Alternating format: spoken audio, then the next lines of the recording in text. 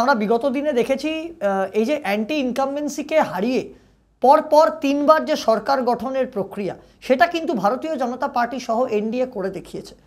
আমরা কখনোই ভীত সন্ত্রস্ত নই যে সরকার চালানোর জন্য আমাদের প্রবলেম হবে, বা বিরোধীরা যেটা এতদিন ধরে বলে আসছে যে মোদি হোঁচট খেলো। দেখুন, ওরা প্রথমে বলেছিল যে নরেন্দ্র মোদী সরকার গঠন হবেই না, নরেন্দ্র মোদীর সরকার পরাজিত হতে চলেছে, এনডিএ পরাজিত হতে চলেছে, বিজেপিকে এরপর মানুষ খুঁজে পাবে না। ওরা মিটিং করেছিল ওদের ইন্ডি জোটের কে প্রধানমন্ত্রী পদপ্রার্থী হবে সেটা নিয়ে। দেখুন, এটা ওদেরকে মানতে হবে, এটা ওদের পরাজয় ঘটেছে। হ্যাঁ, হতে পারে আমাদের একটা এক্সপেকটেশন ছিল, আমরা 400 পারের নাড়া দিয়েছিলাম। সবসময় যে আমরা যে টার্গেটটা সেট করব সেই টার্গেটটা আমরা অ্যাচিভ করতে পারবো সেটা হয়তো নাও হতে পারে, কিন্তু ভারতবর্ষের বুকে নরেন্দ্র মোদীর নেতৃত্বে আবারও এনডিএর সরকার স্থাপন হয়েছে। কারণ আমরা কিন্তু ভোটে সিট কমার পর বা জেতার পর আমরা কিন্তু জোট করতে যাইনি, আমরা এনডিএ জোটে থাকার পরেই আমরা কিন্তু ইলেকশনে এগিয়েছিলাম, এবং সেখানে ইন্ডি জোটে যারা যারা রয়েছে তারা কিন্তু সমগ্রভাবে পরাজিত হয়েছে, এবং নরেন্দ্র মোদীজির নেতৃত্বে আবারও তৃতীয়বারের জন্য ভারতবর্ষের বুকে এনডিএ সরকার গঠন হয়েছে। রাহুল গান্ধী বিরোধী দলনেতা হয়েছেন। রাহুল গান্ধী বলছেন ভয় দেখাবেন না। ভয় তো আগেও দেখানো হয়েছিল, 2019-এর প্রেক্ষিতে যদি আমরা বিচার করি, সংসদ থেকে বার করে দেওয়া হয়েছিল, সাংসদ পদ কিন্তু বাতিল হয়েছিল। সেই রাহুল গান্ধী আবার কিন্তু সংসদে প্রবেশ করেছেন। দেখুন, সবথেকে উল্লেখযোগ্য বিষয় প্রধানমন্ত্রীজি বলেছেন, বালখিল্যতার পরিচয় দিয়েছেন রাহুল গান্ধী। দেখুন, কংগ্রেসের যদি আপনি ঘরানা দেখেন, চিরকাল এই কংগ্রেস চিরকাল সনাতন বিরোধী একটা এজেন্ডাকে ভারতবর্ষের বুকে চালানোর চেষ্টা করেছে। আজ থেকে নয়, আমরা বারবার দেখেছি, আমরা স্যাম পিত্রোডার মতো কংগ্রেস নেতার বক্তব্য দেখেছি।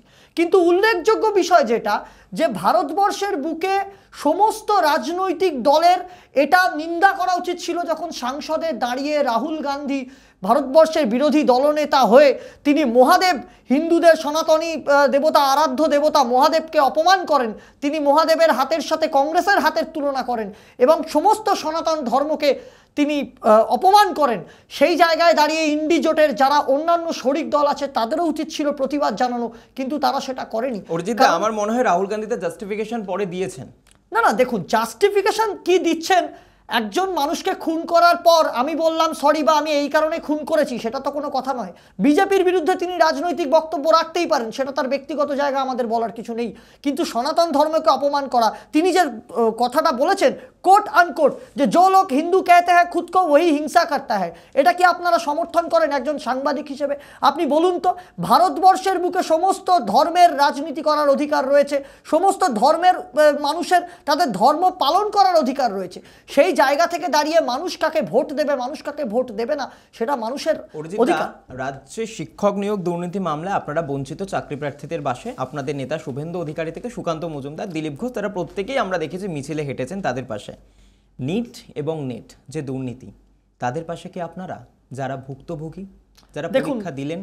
দেখুন, আমার কথা হচ্ছে, আমাদের শিক্ষামন্ত্রী মাননীয় ধর্মেন্দ্র প্রধানজি বারবার করে কড়া ভাষায় বলেছেন যে আমরা কোনোভাবেই এর দায় এড়াবো না, আমি শিক্ষামন্ত্রী হিসেবে এর দায় নিচ্ছি। কিন্তু তারপরেও দেখা যাচ্ছে যে ইন্ডি জোটের নেতা তেজস্বী যাদবের ঘনিষ্ঠ আত্মসহায়ক তারাও জড়িয়ে পড়ছেন। সুতরাং আপনাকে বুঝতে হবে, আমরা কিন্তু কখনো কোনো দায় এড়িয়ে যাই না। নিট বা নেটের মতো এই মূল্যবান একটি পরীক্ষা, ইম্পর্টেন্ট একটি পরীক্ষা, যেখানে মানুষের দেশের ভবিষ্যৎ নির্ধারণ হয়, সেই জায়গায় এটাকে হালকাভাবে নেওয়ার কোনো মতেই পক্ষপাতী কেন্দ্রীয় সরকার নয়। সেখানে আমি দায়িত্ব নিয়ে আপনাদের ক্যামেরার সামনে আজকে বলে যাচ্ছি, যদি ভারতীয় জনতা পার্টি কেন, এনডিএ কেন, ইন্ডি জোট কেন, যে যে জড়িত থাকবে তাদেরকে গড়াদের পেছনে থাকতে হবে, তাদের